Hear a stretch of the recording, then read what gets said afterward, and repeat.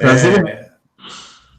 Uma alegria te rever e é sempre muito bom ler seus artigos, suas histórias. E eu pensei um dia lendo lá que você escreveu, falei assim, vou convidar o Claudinho para falar com os meninos. Então, os meninos aí, galera que está escutando aí, o Claudinho, acho que eu conheço, assim, por baixo uns 20 anos já, né, mano? Por aí, cara, por aí. Por baixo uns 20 anos e o Claudinho é um sujeito que tem muita história para contar e Deus tem falado muito comigo através da vida dele e espero que possa falar com vocês também. Então, Claudinho, Deus te abençoe, Deus te use, meu irmão. Amém. Obrigado pela oportunidade. Meu nome é Cláudio, né? O Tibérios é apelido para decepção de muita gente. E sou aqui de São Paulo. Eu tenho congregado na comunidade cristã Projeto 242, mas eu também trabalho com a missionária Búlgara, no projeto Siloé, o Gilson, né? Então, eu tenho uma ligação muito forte com a família, aquela coisa toda. E com o passar dos anos, as coisas foram meio que mudando e abrindo demais na minha cabeça, né? Então, hoje em dia, eu e mais dois rapazes, a gente coordena um grupo de bate-papo do WhatsApp chamado Cristãos Fora da Caixa, mas a ideia não é apenas trocar ideias sobre coisas concernentes à política ou coisa parecida, mas é ajudar os cristãos, principalmente alguns que gostam de quebrar o pau na internet, a não quebrar o pau, mas é ter um conhecimento básico e o mínimo possível para poder conversar com coerência e fazer com que as pessoas que confessam o nome de Cristo entendam que toda essa confusão e briga política ela não serve para nada. Isso é um ponto. Mas eu chego logo direto ao assunto, né? Não vou ficar conversando sobre isso que não tem nada a ver. Uma das coisas que eu andei pensando bastante antes mesmo da pandemia, que é uma coisa que coincidentemente acabou virando um problema, se eu posso colocar assim, o que acontece? Aconteceram algumas coisas na minha vida e eu precisei indiretamente diminuir o meu ritmo. Eu estou falando ô Cláudio, eu precisei diminuir um pouco. Tá tudo bem, Gustavo? Esse é o caminho? Tá. Eu precisei diminuir um pouco o meu ritmo com relação às atividades eclesiásticas. Eu sou um cara ligado a missões desde os anos 80, fui vice-presidente de mocidade da Presbiteriana Independente durante 3 anos, no final dos anos 70, começo dos anos 80. Fui pastor auxiliar da Projeto 242 durante mais de 15 anos, e alguns fatos, que não, nesse momento a gente pode conversar depois sobre isso, mas alguns fatos foram me tirando esse correr atrás de estar sempre envolvido com a missiologia. E aí o que aconteceu? Eu diminuí muito o ritmo de atividades, mas eu nunca parei de atuar e nunca parei de trabalhar, independente de estar ou não ligado a um grupo missionário, ou estar ligado ou não a uma igreja. Então, eu fiz muitas coisas e sempre prestei contas para algumas pessoas, e no fechado, eu converso com muitas pessoas também, que às vezes vêm me perguntar sobre as coisas que eu tenho feito. E eu tenho um grupo também em São Paulo, que eu presto conta, e tem um cara em específico, um cara em especial, do qual eu falo com ele praticamente quase todo dia. É um cara aqui em São Paulo e um cara em Santa Catarina. A saber, o Gilson, de Santa Catarina do Siloé, e o Silmar, que eu entendo que são os caras que eu estou muito mais próximo e falo com eles o tempo todo a respeito das coisas que têm acontecido comigo. E eu comecei a pensar muito em João. Nesse período, eu li um livro chamado Por que Você Não Quer Mais Ir à Igreja? Faz uns 5 anos que eu li esse livro. E foi na mesma época que saíram vários livros com esse mesmo tema, Feridos em Nome de Deus, e tem mais um que eu não lembro o nome agora. Mas esse livro, inclusive eu recomendo mesmo, esse livro, Por que você não quer mais ir à igreja? Ele tem um título que dá uma certa autonomia para a galera que se diz desigrejada. Se bem que eu acho esse termo uma bobagem. Para mim isso aí não é desigrejar, mas isso é outra história. E aí, eu li esse livro, e o livro, você já leu esse livro? Esse livro, ele não fala do porquê você não pode, não quer ir à igreja. É uma ficção que te faz reentender o que é ser igreja a partir do grupo de pessoas juntas. Não num lugar, não. Isso aqui agora é igreja. E eu não estou com ninguém aqui do meu lado, né? Talvez você esteja mais perto do que Jesus falou, tiverem 2 ou mais reunidos do que eu estou sozinho, você está com a sua esposa. E eu comecei a pensar muito em João com relação a isso, quando ele foi preso em Patmos. Isso aí eu falo desde o ano passado, fiquei pensando muito, cara, como é que foi a vida dele sozinho, não indo nas reuniões, não fazendo os cultos, não indo aqui, não indo ali, tal. E uma coisa que eu gostaria de rapidamente fazer aqui é trazer algo chamado uma dúvida. Eu quero plantar uma dúvida na cabeça e no coração das pessoas. Se nós lermos lá em João, capítulo 3, lá no versículo 10, o que Jesus fala para Nicodemos? Tu és mestre em Israel e não compreende essas coisas? E pronto. Jesus não foi lá explicando, olha, para você fazer um bolo, você tem que untar a panela. Não, ele jogou a ideia e simplesmente deixou Nicodemos com as crises dele. Porque uma das coisas que o Evangelho nos mostra muito claramente é que Jesus ele era a resposta, mas ele queria que as pessoas também procurassem as suas próprias respostas. Não é uma coisa assim solta, vamos dar, olha, para você fazer isso, faça isso. Eu estava conversando outro dia com um grande amigo meu, um cara assim que eu tenho um alto respeito aqui em São Paulo. E nós estávamos conversando, e eu citei aquela passagem que, quando Jesus está andando com a multidão, e vem 2 irmãos, e começa a dizer, Jesus, fala para o meu irmão mais velho, dividir a herança comigo. Eu pensei comigo, se fosse eu, o Cláudio, o que o Cláudio vai fazer? Não, gente, pelo amor de Deus, vamos conversar, olha, vamos ver o que o testamento diz. Né? Não. O que Jesus diz? Quem foi que me constituiu juiz entre vocês? E saiu andando, porque era uma coisa que eles tinham que resolver, não Jesus. Então tem coisas que às vezes a gente tem que resolver na nossa vida e a gente joga nas costas de Deus. Aí o que acontece? Vem uma tal de pandemia, deixa todo mundo trancado em casa, e a galera entra em pânico e fica todo mundo desesperado dizendo, e agora? Não estamos congregando mais. E como é que nós, né, vamos enxergar João preso numa ilha onde ele era prisioneiro, ele não vê, na prática, a perseguição imposta pelo Império Romano contra os seus irmãos, ele é jogado num lugar que era uma ilha como se fosse uma prisão para bandidos muito perigosos, né? Segurança máxima, era assim que era considerada a ilha de Patmos, e não se sabe bem, isso também não é o momento de saber se ele escreveu lá ou se ele escreveu depois, o principal livro do Novo Testamento. As revelações do Apocalipse, elas nos trazem coisas que são discussões durante todos esses anos.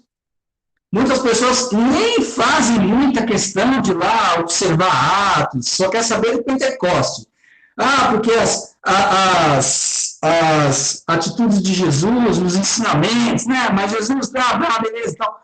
Mas Revelação do Apocalipse, a revelação, né? O livro de Apocalipse, ele é um livro que traz ele fomenta algo no sentido de pessoas que são ligadas a algum tipo de religião e não. E isso é dado para esse João. E quando ele volta, finalmente, ele é liberto finalmente e ele vai morar em Éfeso, ele não encontra mais seus amigos, seus irmãos. E ele morre de morte natural. É muito perigoso para nós hoje acharmos que, diante do que estamos passando, a gente ter esse sentido de que Deus simplesmente foi lá e abandonou. Ou como é que nós vamos fazer agora? Eu preciso abraçar o meu irmão. O Gustavo me conhece há muitos anos. Tem cara que gosta de abraçar e beijar mais que eu, velho. E não é só. Uma vez o Sandro estava pregando, ele falou assim: eu estava falando sobre o Osco do Santo. Porque o Claudinho é um cara que gosta de beijar todo mundo. Aí eu falei assim: os homens também, velho, os homens também. Não fica achando que é só os meninos. Aí o Sandro vira e fala assim: é verdade, ele sempre me dá um beijo. E aí eu fico pensando, cara, imagina um cara que gosta de conversar tocando, gosta de abraçar, gosta de botar a mão na cabeça, gosta de falar, não, conversar com a mão. Como é que eu estou me sentindo? Então, às vezes, a gente fica achando que não, o mundo abriu, acabou tudo, né? E a gente começa a perceber coisas que estão acontecendo claramente conosco hoje. Nós não estamos podendo ver lá os nossos irmãos, por exemplo. Quantas pessoas estão perdendo seus entes queridos ou amigos e não estão podendo sequer consolar os seus amados.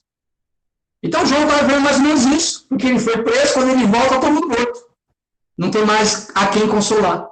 E mesmo assim, ele é conhecido como apóstolo do amor, que fala sobre o amar uns aos outros, amar na prática, amar como se não houvesse amanhã, e ser um exemplo de amor para uns para com os outros. Nas 3 cartas que ele escreve, antes do Apocalipse, antes de Judas, ele fala claramente isso. A necessidade de estarmos envolvidos de uma maneira tão forte com a realidade de estarmos juntos como irmãos, mesmo estando separados. E isso é uma coisa que precisa reacender a nossa chama com relação ao próximo. Esse ano, vão fazer 38 anos que eu entendi o Evangelho e encontrei Jesus. E eu tenho permanecido firme desde então. Já passei por um monte de coisa. E eu costumo brincar que eu sou o cara da resistência, porque o que já teve coisa que aconteceu para que eu falasse, mano, esse negócio de crente e de igreja e de acreditar em Deus é a maior barca furada do planeta, vou sair fora. E eu conheço gente que, por menos, que simplesmente falou, não quero mais saber de igreja. Não quero mais saber de crente, porque crente é tudo falso. Aí é tudo falso, né? Tudo meio hipócrita. Aí você fala assim, mas cara, a gente tem uma amizade. Não, Claudinho, você é diferente. Não sou diferente, sou igual a todos os outros. Faço as besteiras também, tenho os meus problemas, cometo erros como todo mundo. A diferença é que a gente tem que entender que quando a gente consegue perceber um Pedro que em cima de um telhado insiste com Deus dizendo, de jeito nenhum, eu não faço nada para comer carne de porco, eu não vou morrer de fome, não. Tá cheio de gente até hoje assim no nosso meio. Aí quando a gente percebe um Paulo, eu tive uma discussão saudável uma época com um camarada meu, porque é um defensor de Paulo, né? Eu falei assim para ele, Paulo não é ignorante. Cara, esse rapaz ficou tão nervoso comigo. Você não pode falar assim do maior apóstolo que nós tivemos. Eu falei, gente, o cara mandou Marcos embora e quebrou o pau com Barnabé, que eu liberei, porque o cara era um moleque, queria ir para casa.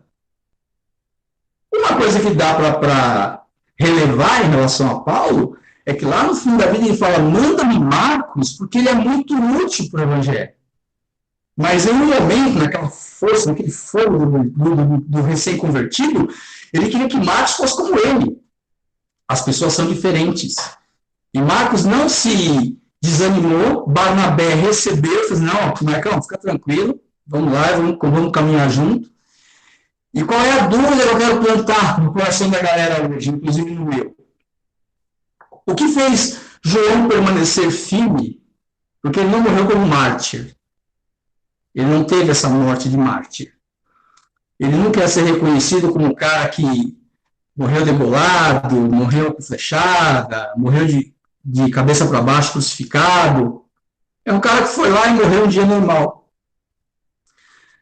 O que ele tinha visto com Jesus, o que ele percebeu, o que ele recebeu, o que ele viveu com Jesus foi muito mais forte do que qualquer situação que pudesse, inclusive a solidão, tirar a certeza daquilo que ele tinha como bem maior de preciosidade.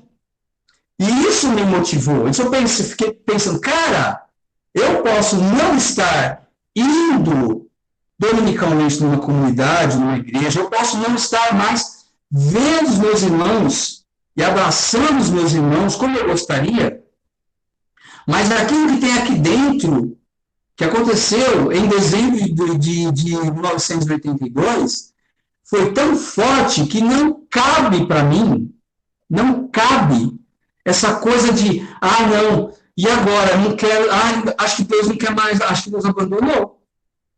Um texto de João que sempre me manteve na rédea, sempre me manteve firme, sempre me manteve muito firme, foi aquele texto que Jesus fala assim, de forma alguma, aquele que vê a mim, de forma alguma lançarei fora. E isso me manteve pensando, cara, os momentos que eu fico desanimado, não é porque ele quer que eu saia, é porque eu não quero mais, então não, eu quero. Então, se eu quero, como filho pródigo, ele vai estar pronto para me receber.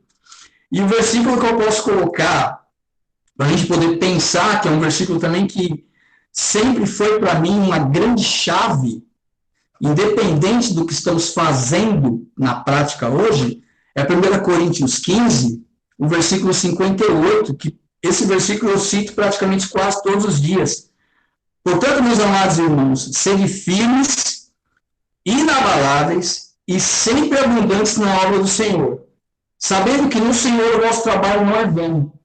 E não interessa se esse trabalho é você, um dia, abrir a rede social e perceber que tem uma pessoa passando fome.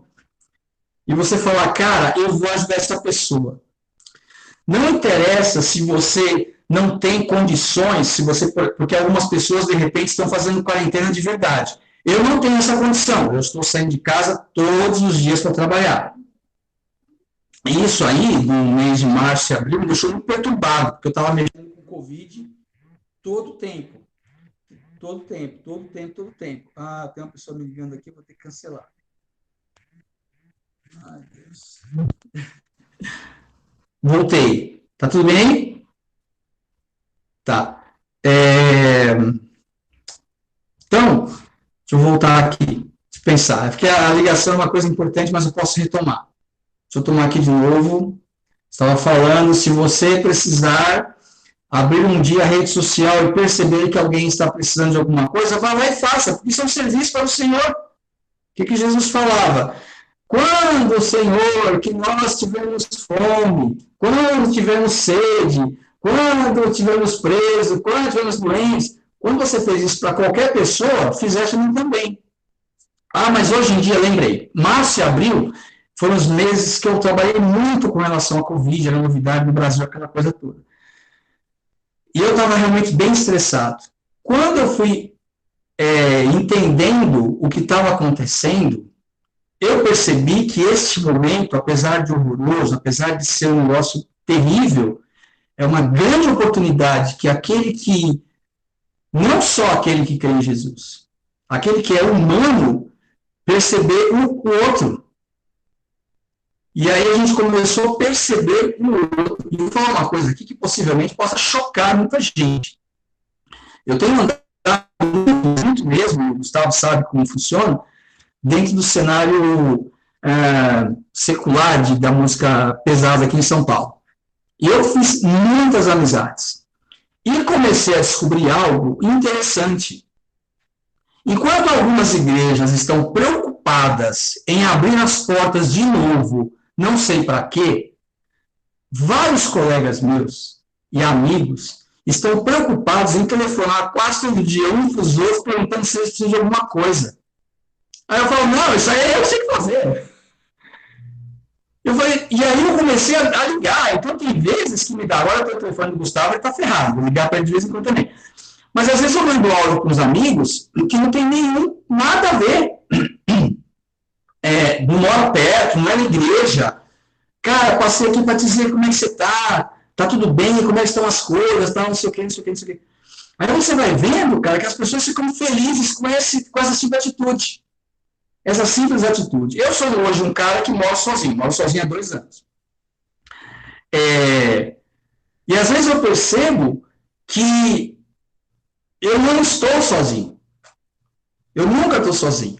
Ah, mas a gente tem, é bom ter um irmão para orar. É bom. Gente, eu já passei por momentos de tristeza, momentos de angústia, momentos de tribulação, momentos de raiva, momentos de Senhor, como é que eu vou fazer para pagar aquela conta? E é incrível, porque às vezes eu não tenho com quem falar isso no momento que eu estou chateado. Mais uma vez eu tomei uma atitude. Tem uma grande amiga aqui em São Paulo, ela não é ligada a nenhum tipo de cenário religioso, zero, e eu liguei para ela. Eu comecei a chorar, eu vi nela uma amizade, falei um quilo para ela.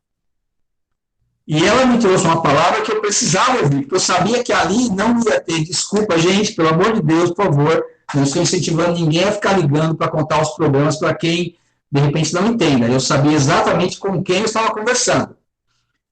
E ela não trouxe para mim uma palavra bíblica, não trouxe para mim uma revelação do Senhor, ela não trouxe um testemunho, ela falou o que eu precisava ouvir, porque ela me ama. Você precisa ouvir isso, Cláudio. E sem, em nenhum momento, que é outra coisa importante, então, respeitando as minhas convicções. Então, não adianta a gente querer já levar para as pessoas que estão com dificuldade fórmulas prontas. Às vezes, nós não temos essa fórmula pronta. Nós, às vezes, somos um verdadeiro Nicodemos. E Jesus vem e planta uma dúvida no nosso coração. Para que a gente lembre da onde a gente caiu, nos levantemos, a gente para para pensar e fala assim, cara, eu tive um encontro um dia com Jesus. Deus falou que jamais iria me abandonar. Então, se ele falou isso, por mais que eu tenha dúvidas e angústias, eu vou me agarrar na promessa dele. Não vou me agarrar nas minhas ideias. Porque se ele prometeu, ele há de cumprir, e se ele falou, é certo que fará, é a música que a gente canta sempre. Mas cantar em clima de acampamento, com 100, 200, 500, 1000 jovens, é uma coisa. Você cantar essa música fechado na sua casa, numa quarentena, pensando como vai fazer com o aluguel de amanhã, ou qualquer outra situação de amanhã, é outra história. É você provar da fidelidade de Deus de forma prática. E a partir disso, você ser a pessoa que estará firme, constante, sempre abundante no trabalho do Senhor, porque no Senhor o nosso trabalho não é vão. Mas isso tem que partir do momento em que você tem convicção de quem você é em Cristo. Às vezes eu me acho um lixo em Cristo. E às vezes Jesus é um lixeiro. E ele sabe exatamente onde vai colocar o lixo para reciclagem, para sei lá para onde, e vai saber o que fazer comigo. Não tenho essa ilusão de que somos os olhos de Deus, que na minha cabeça Deus falou só para Jesus que ele era o cara, ele me ama porque eu sou criatura dele, eu entendi aquilo que Jesus fez na cruz, mas do mesmo jeito que ele me ama, ele ama o cara que blasfema todos os dias contra Deus. Então, o meu desejo aqui é que nós possamos trazer de volta, traiamos, eu ia falar, nossa, traiamos, não, que a gente possa trazer de volta a experiência que nós tivemos com Cristo um dia e o que é que nos mantém aqui com Ele, até hoje. Porque nós não estamos mais fazendo coisas para que as pessoas vejam, nós não estamos mais fazendo orações maravilhosas para que o povo grite amém, aleluia, e muitos de nós não estamos mais pregando no local para que as pessoas chorem e batam palmas. Porque o momento exige uma outra postura, que a gente se volte para nós mesmos e fale, eu tive um encontro com Jesus um dia, e ele jamais vai me lançar fora. Então, se eu tiver que viver sozinho com ele durante um período, eu vou encarar de frente porque eu posso aprender alguma coisa, posso amadurecer com isso. E nós precisamos de crentes firmes e fortes que sejam maduros para esse momento estranho que o Evangelho está vivendo no planeta, né, no mundo, no Brasil. Acho que no Brasil um pouco mais. Só para encerrar, eu estava assistindo um vídeo de uma menina, eu fico indignado com isso, mas tudo bem, né? Ela tinha 3 bilhões de seguidores, nossa, tinha 4 milhões de comentários. E eu assisti o tema, como é difícil ser cristão em Israel. E eu não sei quem é a pessoa, mas me chamou a atenção o título, eu comecei a assistir. Ela tem uma liberdade religiosa espetacular, mas estava lamentando porque não pode ir para uma igreja, não pode estar com os irmãos, porque ela estava no Brasil, ela fazia isso todo domingo, e agora ela não tem mais isso. E eu fiquei pensando em quantos de nós aqui no Brasil hoje estão respeitando esse momento ruim, estão percebendo a necessidade de ser cristão na prática, mesmo sem estar presente.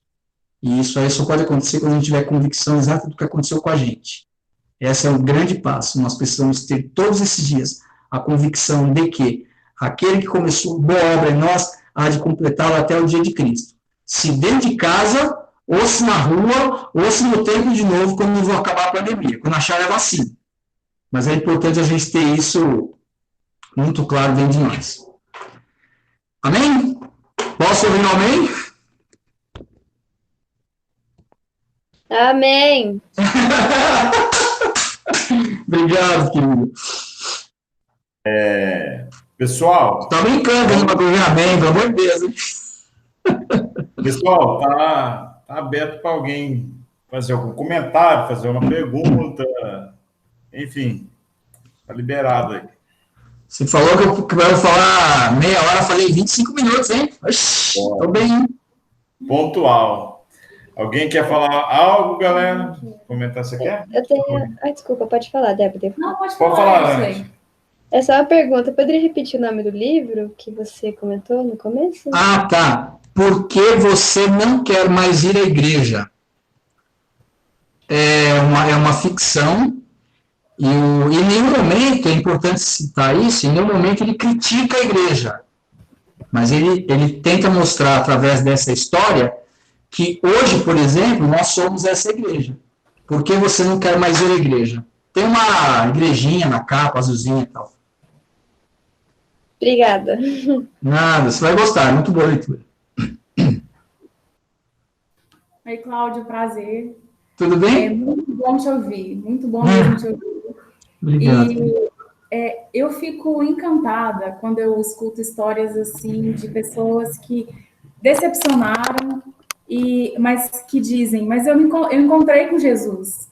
E apesar de tudo, eu estou aqui firme há 20 anos, há 30 anos. Isso é maravilhoso, né? E eu lembro de um texto que sempre me veio à memória durante as minhas decepções, né? Os períodos de decepção na igreja, que é: as minhas ovelhas ouvem a minha voz, eu as conheço e elas me seguem. Então, assim, eu acho que isso nos une muito, porque nós somos ovelha dele, né?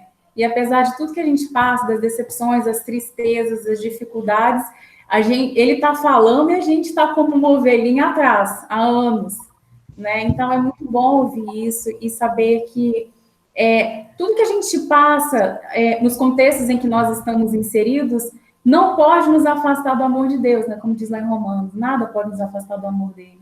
E é muito bom ouvir esse testemunho, animador, né? A maioria das pessoas aqui são muito novas e passarão por situações assim. Exatamente. Ver essa história é muito bom, porque é possível. Nós sofremos decepções, né? Passamos por tantas dificuldades e lembrar, né? Eu me encontrei com o Senhor no ano tal. E estou firme até hoje por isso. É muito bom.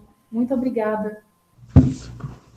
É um pouco do que por exemplo, que eu vivo na minha família, né? Nós conhecemos Jesus através de um milagre. Você conheceu minha mãe, você ficou lá em casa, né? Minha mãe foi curada de câncer, né? Câncer no baço, câncer no fígado, leucemia, e Jesus a restaurou e nós encontramos Jesus. 1993 foi. E minha mãe está doente de novo. Minha mãe tem outra doença, esclerose múltipla. Não é como o câncer, mas é sério do mesmo jeito. E é interessante como que a coisa agora é diferente. Porque agora a nossa oração é para que Deus... eu costumo falar muito nas minhas pregações, é a oração do Getsemane. Senhor, meu coração está diante do Senhor, seja feita a tua vontade. Verdade. Contudo, né, que a vontade do Senhor seja mais elevada que a minha, né? Seja feita a sua e não a minha. Então minha mãe ora, obviamente, para ser curada de novo. Mas ela não trata esse assunto com Deus como se Deus tivesse uma dívida com ela. Exatamente. Tá tudo certo, né? Tá tudo resolvido, né? Não há nada que Deus deva para ela, porque Deus já se deu para ela. E essas perguntas que você colocou aqui, elas são interessantes. Jesus fazia muita pergunta e deixava no ar, né? Eu acho muito engraçado, na conversa com Nicodemos, quando ele fala assim, você precisa nascer de novo, né? E aí Nicodemos, que é um mestre em Israel, como você disse, ele pensa, ele fala, Senhor, eu preciso entrar de novo no ventre da minha mãe. Imagina ele pensando a cena. Esse é engraçado, né? E aí Jesus fala, não, você tem que nascer do Espírito, né? Ou seja, é uma entrega total. E por fim, que eu gostaria de falar, porque todas essas coisas eu pensei aqui, te escutando, eu tenho refletido muito a respeito da vida de Tiago, irmão de Jesus, né? Nós sabemos que entre os apóstolos tinham 2 Tiagos, né? O Tiago maior e o Tiago menor, né? O filho de Zebedeu. Só que quem escreve a epístola é o Tiago, irmão de Jesus, que se converte depois que o Senhor morreu. Ele não segue o irmão, ele não reconhece o senhorio do irmão enquanto o irmão está aqui, né? Mas Tiago, ele tem um encontro com Jesus Deus, que não está mais como seu irmão carnal, né?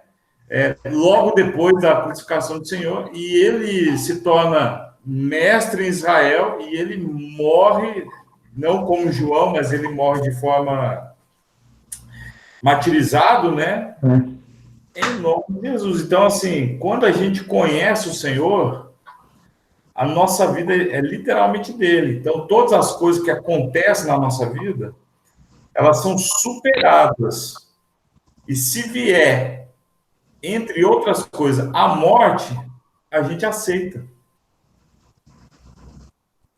Porque depois da morte, a nossa firme convicção é que nós estaremos com ele. Exatamente. Então, a nossa vida é estar ao lado dele, é estar junto dele, é viver para ele, né? É como no casamento, de fato, na alegria e na tristeza, na saúde e na doença, em todas as situações, em todas as ocasiões, estar com ele. Palavra muito abençoada, viu, Claudinho? Muito bom. Posso contar um testemunho de 3 segundos? Pode. Isso aí, eu não tô levantando aqui, pelo amor de Deus, gente, não estou levantando aqui nenhum tipo de questão e nenhum tipo de autopiedade. Se esse testemunho fortalecer e ajudar as pessoas, é o que eu desejo. No sábado, meu pai morreu faz 3 semanas. No sábado da morte dele, eu soube da morte dele às 11 da manhã. Eu acordei às 8. A primeira imagem que me veio na cabeça, quando eu acordei, que eu sabia que ele estava doente, né? A primeira imagem que veio na minha cabeça foi ele fazendo careta no meu aniversário. Eu escrevi isso num texto lá. E meu pai queria ensinar todo mundo a segurar a martelo. Ele era marceneiro, então ele tinha uma coisa com ajudando as pessoas a segurar a martelo. E eu percebi coisas que eu gostaria que você que está me ouvindo pensasse. Meu pai é um cara muito amado, muito querido. E o que me fortaleceu muito? Os irmãos orando e conversando comigo, muita gente conversando comigo, e a certeza de que meu pai estaria batendo martelo com Jesus no momento. Lógico que às vezes nós vamos poder encontrar uma ou outra situação em que algum ente querido não teve um encontro com Jesus. Mas vamos pensar por um segundo no ladrão da cruz, o que fala assim: Senhor, lembra-te de mim quando estás no teu reino. Vai que, de repente, algum parente desse ladrão, que teve um encontro com Jesus ao longo da vida, não pôde ir no dia da crucificação e não ficou sabendo que naquele momento o cara se entregou para Jesus. Então, nós não podemos simplesmente achar que alguém que teve algum tipo de caminhada no Senhor, mesmo que ele tivesse um dia indo na igreja, e um dia ele reconheceu, mas ele nunca fez algo prático, frequentar a igreja, dar o dízimo, cantar músicas. A gente não sabe do coração das pessoas. E que é muito provável que nós encontremos alguns entes queridos que a gente acha que nunca teve encontro com Jesus, mas nós não conhecemos essas histórias até o último segundo. Nós não conhecemos o último segundo respirar das pessoas. E eu costumo brincar, eu tenho uma amiga, ela fala assim, mas eu acredito nisso, naquilo. Eu falo para ela assim, querida, você está no caminho certo. Mas acredita em um monte de coisa, não tem problema, daqui a pouco você vai achar. Você acredita em um monte de coisa hoje. E é desses que Deus gosta, cara. É esses que Deus pega. Porque pessoas que simplesmente você não vê nenhum tipo de atitude com relação a nada, de repente já escolheram o seu caminho. Né? Então, esse último testemunho é mais um incentivo e um consolo para que a gente... Porque muitas outras pessoas nós vamos perder ao longo desse ano ainda, e precisamos manter a sanidade e a firmeza. Amém. Isso. Amém. Glória a Deus. Mais alguém, gente? Quer falar alguma coisa? Benção, né? Se inscreveu. Claudinho, Deus te abençoe, meu irmão. Muito obrigado. Foi uma honra, cara. Muito obrigado. Sua palavra nos abençoou muito e muita saudade de você. Você é um amigo querido de muitos anos. Que Deus continue te usando. Amém. Que Deus continue acrescentando paz, graça e alegria em sua vida. Tamo junto, viu, meu irmão? Sua família também, Deus te abençoe e tudo de bom ser, querido. Fica bom, hein? E acabando essa pandemia aí, vamos armar alguma coisa em São Paulo aí. Eu também vou acabar viajando para o sul, eu comer aí, eu sei fazer arroz e café, tá? Deixa que eu cozinho. Deus abençoe, galera. Deus abençoe vocês, estamos juntos. Obrigado. A gente volta amanhã, EBD de manhã e culto à noite, online ou presencial. Deus abençoe vocês. Estamos juntos, Claudinho. Valeu, irmão. Amém, obrigado. Beijo do coração, valeu. Valeu, valeu, gente. Falou.